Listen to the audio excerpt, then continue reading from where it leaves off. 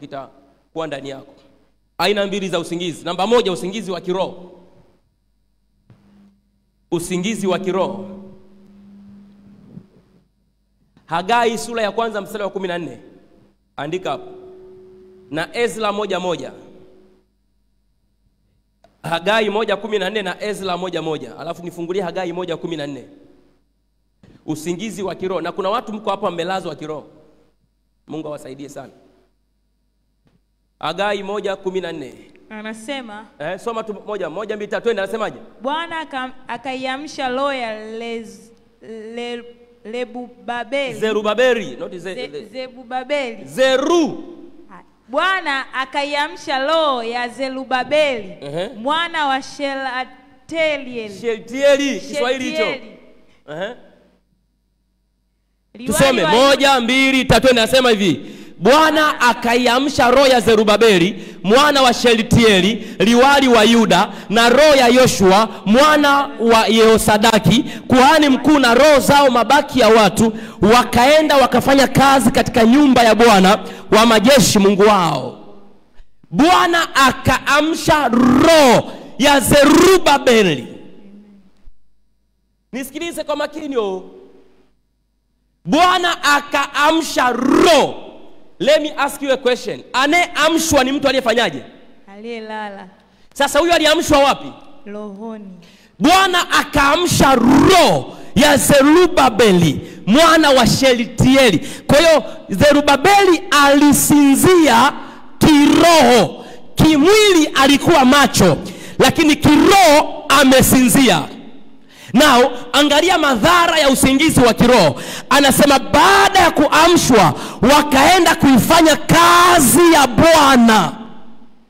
Kwa hiyo mtu aliyelala kiroho hajui nini afanye kwenye maisha yake.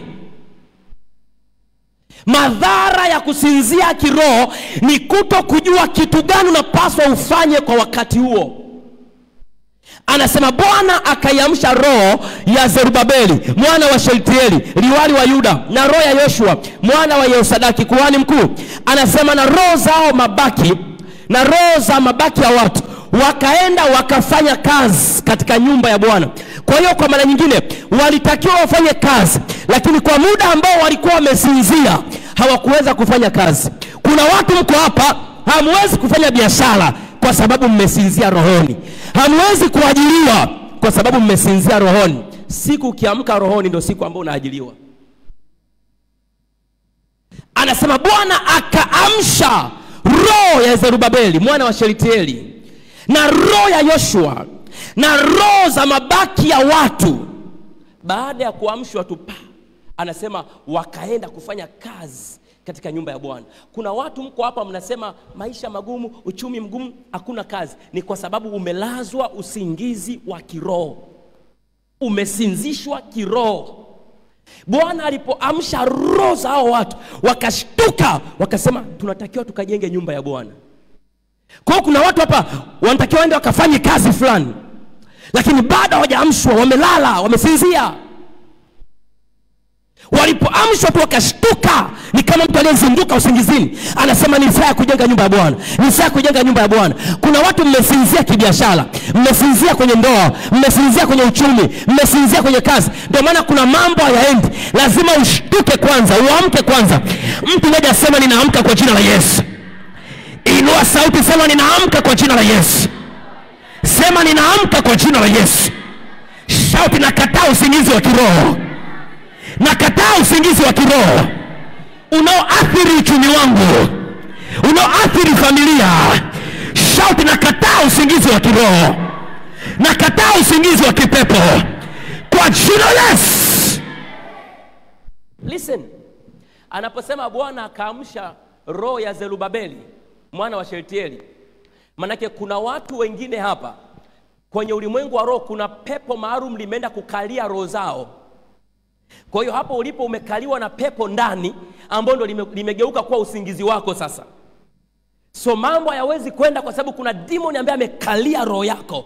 Bwana akaamsha roho ya Zerubabeli. Ilipoamka roho akasema natakiwa nikajenge nyumba. Usipoamka kuna mambo yataharibika.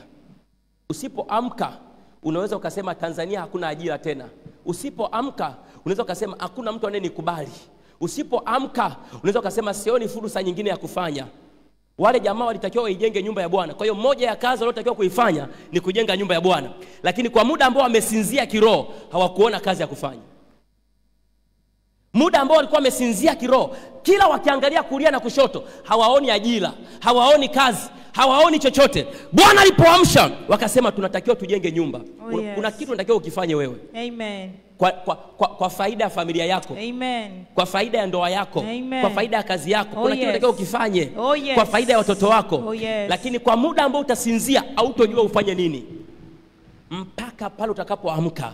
Anasema Bwana alipoamsha roho ya Zerubabeli, akasema nitakwenda kujenga nyumba nani? Ya Bwana. Kwa lugha nyingine, kazi ambayo ilitakiwa waifanye hapa duniani ni kujenga hekalu la Bwana. Kwa nini miaka inaenda hajajenga? Kwa sababu kuna roho ya usingizi imefanyaje? Imewaingia. Shetani akitaka kukuharibia mambo yako, anakusinzisha kiroho. Na moja ya dalili unaweza kugundua kwamba mimi nimeanza kusinzia kiroho, kupoteza appetite ya kuomba. Mtu anayepoteza appetite ya kuomba anajikuta sasa hivi amekuwa ni mchovu. Akiomba anapiga miayo, akiomba anachoka, akiomba anahisi kama vile hakuna connection kati yake na mbingu. Huyu mtu tayari kuna usingizi wa kiroho umeshatumwa juu yake. Na huo muda ambao umeshasinzishwa kiroho, lazima kuna vitu vinaharibiwa. Lazima kuna vitu vinaondolewa. Ndio maana nikasema kwenye usingizi mtu anaweza kuibiwa, mtu anaweza kupandiwa vitu, mtu anaweza kuharibiwa kwenye usingizi. Mtu anaweza kubadilishiwa vitu.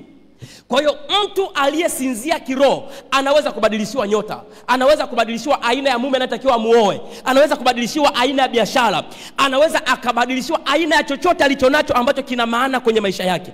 Muda ambao umesinzishwa kiroho ndio muda ambao kuna changes zinatokea kwenye ulimwengu wa roho. Wakikusinzisha kiroho, ujue kuna kitu kinabadilishwa, kuna kitu kinaibiwa, kuna kitu kinaharibiwa, kuna kitu kinachafuliwa, kuna kitu kinapandwa. Let me show you scriptures. Ngoja nikuonyeshe andiko. Kama niko na watu hapo waseme amina kwa sauti. Amen. Sema amina kwa sauti. Amen. Sema amina kwa sauti. Amen. Naomba nifungue na hiyo Ezra 1:1. Ezra 1:1. Ezra 1:1.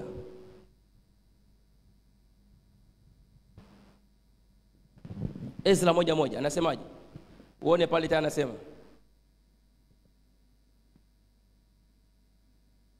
Ezra 1:1. Ezra sura ya kwanza mstari wa kwanza anasemaje? Mwaipata? Angalia. Nenda kwenye kitabu Mambo ya Nyakati pale chini, Nyakati na nini? Hamjui kitabu hicho kiko wapi? Na wengine cheki wanahangaika huku na Biblia wanatafuta. Hakipo. Ipo. Mwaipata? Ipo katikati ya kitabu gani na kitabu gani? Inua macho 1, 2, 3 anasemaje? Ikawa katika mwaka wa kwanza wa Koreshi, mfalme wa Uajemi, ili kwamba neno la Bwana alilolisema kwa kinywa cha Yeremia lipate kutimizwa. Bwana akamwamsha roho yake Koreshi. Bwana akafanyaje? Akamwamsha. Tuone baada ya kuamsha alifanyaje? Mfalme wa Uajemi, hata akapiga mbiu katika ufalme wake wote. Akaandika pia akisema, mstari wa 2, Koreshi mfalme wa Uajemi asema hivi, Bwana Mungu wa mbinguni amenipa falme zote za dunia, naye ameniagiza nimjengee nyumba katika Yerusalemu. Angalia, huyo ni Koreshi Masihi, yani mtumishi wa Mungu. Alilazwa kiroho. Amen. Alipolazwa kiroho akasahau kazi yake, akaacha kazi yake. Alipoamshwa tu kiroho, akapiga mbiu, akasema Bwana ameniambia mimi Koreshi Masihi wake nimjengee nyumba. Baada ya kuamka anashtuka kwamba nimechelewa, natakiwa nijenge nyumba. Unaweza kuona madhara ya usingizi wa kiroho. Kwa hiyo kwa muda wote alikuwa haoni kazi ya kufanya, haoni kitu cha kufanya kwa muda wote. Kumbe kalazwa kiroho. Hakuna ajira, hakuna biashara, hakuna kazi, hakuna cha kufanya. Kumbe kasinzia kiroho. Baada ya kuamka, kuna watu mmepewa karama, lakini shida ni kwamba umesinzia kiroho.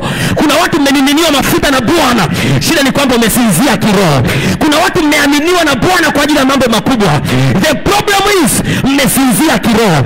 I prophesy to you, leo lazima utaamka katika jina la Yesu Kristo, na kuamsha kwenye biashara, na kuamsha kwenye siasa, na kuamsha kwenye elimu, na kuamsha kwenye ajira, na kuamsha kwenye promotion, na kuamsha kwenye uchumi mkubwa, na kuamsha kuanzia leo.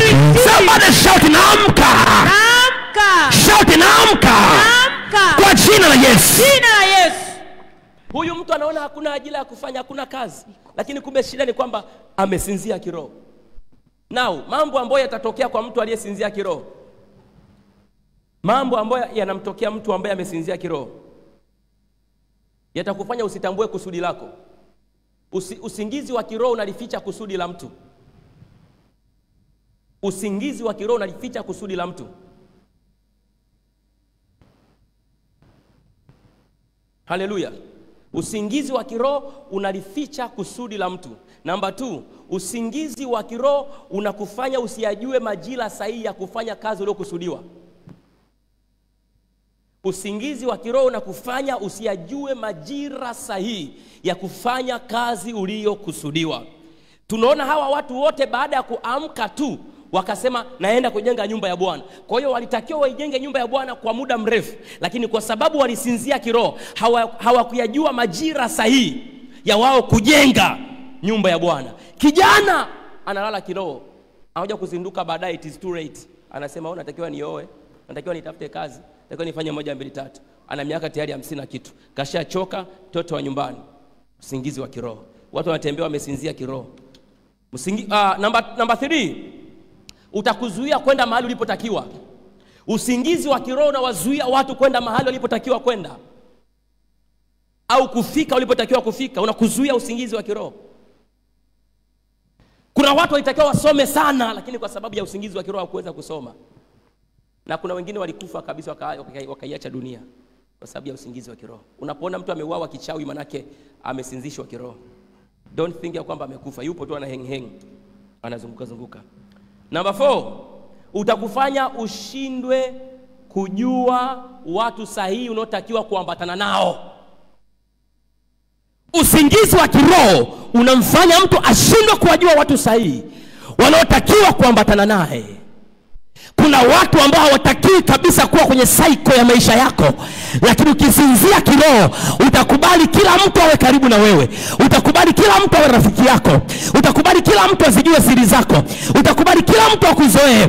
Lakini watu walio macho kiroho, hatukubali kila mtu awe karibu na sisi, kwa sababu tuna protect destiny tulizozibeba. Tunalinda hatima tulizo nazo. So usingizi wa kiroho